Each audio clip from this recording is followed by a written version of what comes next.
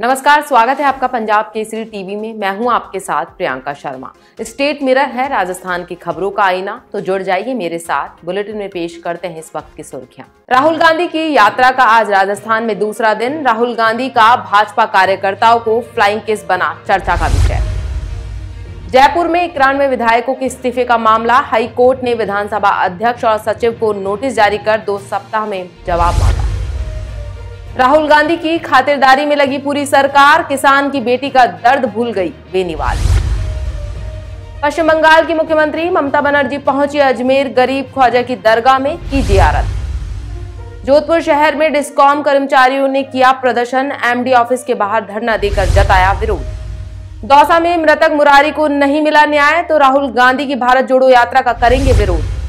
कोटा में ससुराल पक्ष से परेशान महिला ने लगाई न्याय की गुहार। इसके साथ ही सीडब्ल्यूसी पर लगाया रिश्वत का आरोप। रुक करते हैं खबरों की ओर। राहुल गांधी की भारत जोड़ो यात्रा का राजस्थान में मंगलवार को दूसरा दिन है। झालावाड़ के खेल संकुल से सुबह करीब 6 बजे यात्रा शुरू हुई। आज यात्रा का झालावाड़ में आखिरी दिन है। इसके बाद भारत जोड़ो यात्रा कोटा जिले में प्रवेश कर जाएगी। राहुल गांधी की यात्रा सुबह खेल संकुल से प्रारंभ हुई, जो नेशनल हाईवे से होती हुई गुजरी। इस दौरान हाईवे के दोनों तरफ मुख्य चौराहे समेत सड़क पर लोगों की लाइनें लगी रही। यात्रा का सिटी फॉर लेन पर पुष्प वर्षा से स्वागत किया गया। यात्रा करीब 10 बजे देवरी घाटा पहुंची। यात्रा में मुख्यमंत्री अशोक गहलोत, पूर्व डिप्टी सीएम सचिन पायलट भी राहुल गांधी के साथ चलते हुए दिखाई दिए। प्रदेश अध्यक्ष गोविंद सिंह डोटासरा भी राहुल के साथ वाली कतार में नजर आए। बीच बीच में सांस्कृतिक प्रस्तुति भी दी गई। इसी के साथ यात्रा में खास बात यह रही कि राहुल गांधी जब भाजपा कार्यालय के सामने से निकले तो कार्यकर्ताओं को फ्लाइंग किस देना चर्चा का विषय बन गया। इस फ्लाइंग किस का वीडियो सोशल मीडिया पर तेजी से वायरल हो रहा है। इसी के साथ बाड़मेर जिले से पंचपदरा विधानसभा से विधायक मदन प्रजापत इस यात्रा में नंगे पैर नजर आए। जब पंजाब केसरी ने उनसे बात की तो क्या कहा, देखिए। भारत जोड़ने के लिए महंगाई और बेरोजगारी के खिलाफ हम यात्रा में शामिल है। अच्छा। रही बात नंगे पैर की, तो यात्रा बाद में तय हुई है। नंगे पैर हम पहले से चल रहे हैं। अच्छा। 10 महीने पहले जिला बढ़ाने के लिए हमने वचन और प्रण लिया था। इसलिए यात्रा को छोड़ नहीं सकते और जूते पहन नहीं सकते, इसलिए हमने यही फैसला। अच्छा, अब कहाँ तक जाएंगे आप नंगे पैर? पूरा राजस्थान बॉर्डर तक। वहीं कांग्रेस विधायकों के सामूहिक इस्तीफे को लेकर हाईकोर्ट ने जवाब तलब किया। राजस्थान हाईकोर्ट की ओर से मंगलवार को विधानसभा अध्यक्ष सीपी जोशी और सचिव को नोटिस जारी किए गए। इसे गहलोत पायलट खेमों में खींचतान और प्रदेश में जारी सियासत संकट के बीच बड़ा झटका माना जा रहा है। विधानसभा में उपनेता प्रतिपक्ष व चूरू से विधायक राजेंद्र राठौड़ की जनहित याचिका पर सुनवाई करते हुए हाईकोर्ट की जयपुर बेंच ने यह व्यवस्था दी है। बता दें, 91 कांग्रेस के विधायकों के इस्तीफे स्पीकर के पास पेंडिंग हैं और इसके खिलाफ भाजपा नेता राठौड़ ने कोर्ट का दरवाजा खटखटाया। देखिए, मैं समझता हूं कि ये राजस्थान नहीं, हिंदुस्तान के लोगों की एक तरह से उनकी संस्कृति है कि राहुल गांधी जैसे व्यक्तियों को जय श्री राम कहना पड़ रहा है, जिन्हें उदाहरण करनी पड़ रही है। पर कभी वो फ्लाइंग किस करते हैं, कभी वो जप्पी डालते हैं और कभी वो जय श्री राम कहते हैं। मैं समझता हूं कि जिनको ये मालूम नहीं कि आटा किलो में बिकता है लीटर में बिकता है, उनके हिंदुत्व के चेहरे का कृत्रिम अपना आवरण करने से कोई उनसे भ्रमित होने वाला नहीं है। और रही बात इसकी कि जो जिस प्रकार की कानून व्यवस्था, उसके बारे में पहले भी कह चुका हूं। कांग्रेस पार्टी जिनकी सरकार इस सूबे में है, उसके सबसे बड़े नेता, जिनमें मुख्यमंत्री बनाने और बिगाड़ने की ताकत है, आज दूसरे दिन राजस्थान की यात्रा पर है। 4 साल बाद राहुल गांधी जी की ये भारत जोड़ो यात्रा राजस्थान में कांग्रेस जोड़ो की कृत्रिम यात्रा बनती जा रही है। परंतु जिस स्थान से ये यात्रा गुजर रही है, यकायक बिना बजटीय प्रावधान के सड़कों का नवीनीकरण किया जा रहा है। किसानों की ज़मीन उससे किराए लेने के नाम पर उसकी फसल को नष्ट करके 5 सितारा टेंट लगाए जा रहे हैं। और बड़े बड़े मैदान समतल किए जा रहे हैं। कुल मिला के हज़ारों लोगों के भोजन का इंतज़ाम अलग अलग पड़ाव पर किया जा रहा है। सादगी की बात करने वाले मुख्यमंत्री जी से यक्स प्रश्न ये है कि इन सारे इंतजाम का सरकार के किस बजट से या किस प्रकार व्यय हो रहा है। राहुल गांधी की भारत जोड़ो यात्रा का आज दूसरा दिन है। इस बीच हनुमान बेनीवाल ने बैक टू बैक 3 ट्वीट करके अशोक गहलोत सरकार पर जमकर निशाना साधा है। क्या है पूरा मामला, देखिए इस रिपोर्ट में। राजस्थान के सीकर में हुए गैंगस्टर राजू ठेहट हत्याकांड के दौरान एक आम आदमी की भी जान चली गई थी।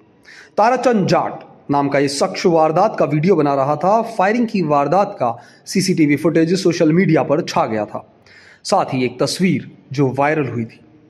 ताराचंद जाट और उसकी बेटी का वीडियो था, जिसमें बेटी अपने जमीन पर गिरे पिता को उठाने की कोशिश कर रही थी और मदद की मांग कर रही थी।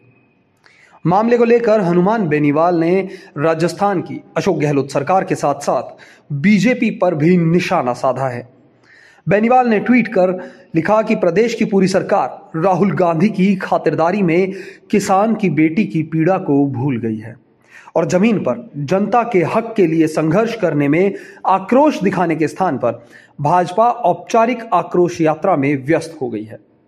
अपने दूसरे ट्वीट में हनुमान बेनीवाल ने कहा कि सीकर हत्याकांड में दिवंगत हुए ताराचंद जी जाट के गोली लगने के बाद उनकी बिलखती बेटी की जो मार्मिक तस्वीर सामने आई, उसके बाद भी किसानों के नाम पर सत्ता में स्थान प्राप्त करने वाले नेताओं का दिल नहीं पसीजा। हनुमान बेनीवाल यहीं नहीं रुके और एक ट्वीट किया और कहा कि सीकर हत्याकांड के बाद हुए आंदोलन के दौरान राजस्थान सरकार में बैठे 1 दर्जन से अधिक मंत्री किसान वर्ग से आते हैं और कांग्रेस भाजपा के प्रदेश अध्यक्ष भी शेखावटी से आते हैं। उसके बावजूद उन्होंने पीड़ित परिवार की मदद करना तो दूर, धरना स्थल पर आकर संबल देना भी मुनासिब नहीं समझा। पश्चिम बंगाल की मुख्यमंत्री ममता बनर्जी मंगलवार को अपनी 1 दिवसीय धार्मिक यात्रा पर राजस्थान के अजमेर जिले पहुंची, जहां पर उन्होंने गरीब नवाज की दरगाह में जियारत की। अपनी 1 दिवसीय यात्रा के दौरान हवाई मार्ग से दिल्ली से अजमेर किशनगढ़ एयरपोर्ट पर पहुंची ममता बनर्जी का स्वागत किया गया। किशनगढ़ एयरपोर्ट से मुख्यमंत्री ममता बनर्जी सड़क मार्ग से अजमेर स्थित दरगाह शरीफ पहुंची। गरीब नवाज की दरगाह में अकीदत के फूल व चादर पेश कर पश्चिम बंगाल, प्रदेश व देश में अमन, चैन व खुशहाली की दुआ मांगी। जियारत के बाद मुख्यमंत्री ममता बनर्जी पुष्कर के लिए रवाना हो गई, जहां उन्होंने विश्व प्रसिद्ध जगत पिता ब्रह्मा मंदिर में पूजा अर्चना की। खबर जोधपुर से है, जहां विभिन्न मांगों को लेकर डिस्कॉम कर्मचारियों ने मंगलवार को न्यू पावर हाउस ऑफिस के बाहर धरना देकर विरोध जताया। इस दौरान उन्होंने डिस्कॉम एमडी को ज्ञापन भी दिया और समस्याओं के समाधान की मांग की। ज्ञापन में प्रदर्शन कर रहे कर्मचारियों ने अनुकंपा नियुक्ति पर काम कर रहे कर्मचारियों को कनिष्ठ लिपिक के पद पर नियुक्त करने, डिस्कॉम कर्मचारियों को बकाया ओवरटाइम टीए बिल का पेमेंट समय पर करवाने की मांग की। धरने में शहर के विभिन्न ऑफिस के कर्मचारी भी शामिल हुए। प्रदर्शन के दौरान कर्मचारियों ने जीएसएस की मरम्मत करवाने, वर्क ऑर्डर के नियमानुसार एफआरटी काम करवाने, डिस्कॉम में खाली पड़े पदों पर प्रमोशन की मांग की। खबर दौसा से है, जहां मृतक मुरारी को न्याय दिलाने की मांग को लेकर परिजन अड़े हुए हैं। अगर मृतक को न्याय नहीं मिला तो परिजन राहुल गांधी की भारत जोड़ो यात्रा का विरोध करने की धमकी दे रहे हैं। बता दें, बड़ी संख्या में ग्रामीण कोलवा थाने से न्याय नहीं मिलने को लेकर परेशान होकर जिला कलेक्ट्रेट एसपी कार्यालय पहुंचे। अभी आप लोगों के ऊपर है, आप लोग कितना जल्दी हमारा केस सोल्व करके मुझे देखते हो। पर जो आदमी साथ लेके गया और उसको घर वालों के पास भी फोन कर सकता था वो, अब भाई आपका बच्चा की बीमारी हो गई, इसका क्या हो गया।